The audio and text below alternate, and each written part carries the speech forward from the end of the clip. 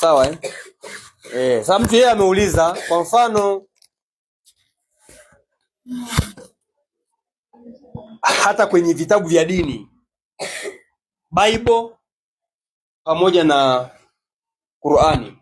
Sawa vikiwa vinamzungumzia Mungu wanatumia vitu vitatu.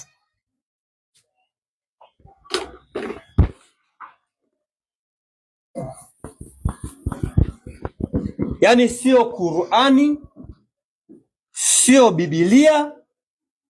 Wanapokuwa wanazungumzia Mungu wanatumia vitu vitatu. Wanatumia hii.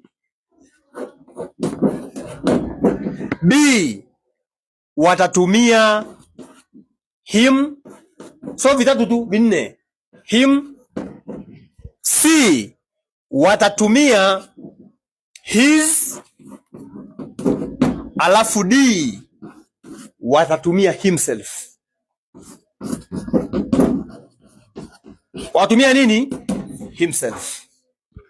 Yaani unakuta Mungu katajwa kwenye Biblia au kwenye Qur'ani, kuna sehemu wametumia hii, inategemea walikuwa wanasemaje, ndio watumie hii, nishawafundisheni. Kuna sehemu wanatumia him, kwa sehemu wanatumia his, kwa sehemu wanatumia nini? Himself. Lakini ukiangalia hapo, hayo maneno yote manne yanawakilisha jinsia ya kiume. Jinsia? Mtu kaniuliza swali leo, kwa nini inatumika hivi? Kwa nini inatumika hivi? Waamua atumie jinsia ya kiume. Na wakati kwenye maandiko mengine tunaambiwa kwamba Mungu hajazaa wala hajazaliwa na huwezi ukamfananisha na kitu chochote kile. Jibu ni kwamba mimi mwenyewe sijui na nimefanya uchunguzi, nimeshindwa. Kanisaidieni kufanya. Kwa nini wasitumie she? Kwa nini wasitumie she? Wasitumie ha? Wasitumie ha? Wasitumie herself? Si inaeleweka?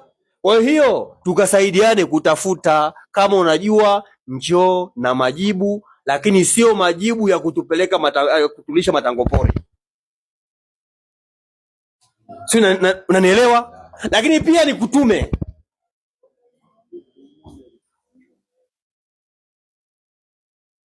mkiwa mnaomba sasa wa Kristo.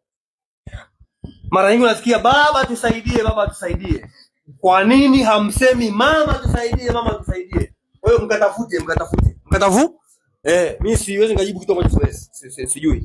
Sawa? Kwa hiyo watumishi wako hapa ndani mtashirikiana tupewe majibu. Kwa nini kutumike jinsia ya kiume? Sawa Mimi tena niko ngambo ile nasikilizia. Mimi sijui. Baba hapo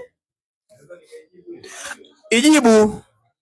Lakini ukiwa unajibu yani majibu ambayo ni uongo yanaonekana tu. Twende.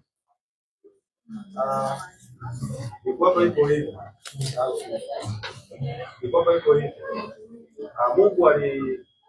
kwenye Biblia tulisoma Mungu ameumba sisi kwa mfano wake. Na binadamu wa kwanza kuumbwa ni mwanaume. Na neno ambalo lilitangulia kwenye Biblia ni kwamba Mungu ametuumba kwa mfano wake. Okay. Okay. Lazima atakuwa kwenye upande wa kiume. Yaani sasa tutafanya nini tena hapo zaidi? Sasa hapo unakufuru mbele yangu sasa. Kwa hiyo sasa atakuwa kwenye upande wa kiume, timisi yeye ni mwanaume sasa. Mimi sipo. Maana nikasema mimi sipo. Kwa sababu unapotuambia yani kwanza hiyo habari tuachana nayo itatuzea muda. Hebu mkatafute huko kimya. Kwa sababu unaposema amekuumba kwa mfano wake, itimizi huyo anafanya nani? Na Mungu. Maandiko mengine hafanani na mtu yoyote, hajazaliwa. Sasa unaposema anafanya huyu tena unakufuru tena. Tuiache hiyo mada. Nakala. Wanafanya. Basi hamna shida, usijali baba, nimekuelewa. Sawa maana mtumishi sidhani kwamba anajibu. Mtumishi amekaa kimya, mtumishi katafakari baba. Yaani ili ufukuzwe kanisani, mama tusaidie. Mama tusaidie, kafukuzwa ni baba tusaidie. Kwa nini? Naam. Mimi nahisi sawa. Mungu alituumba wanaume kutawala. mwanaume aliumbwa kutawala na Mungu naye anatawala. Kwa hiyo inaweza kuwa labda mfano wa Mungu. Ndio.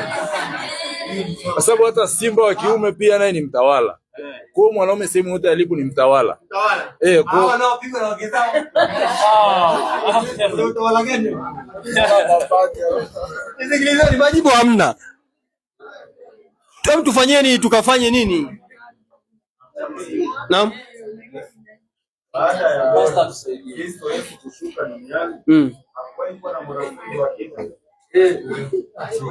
Hebu naomba simu yangu hapo.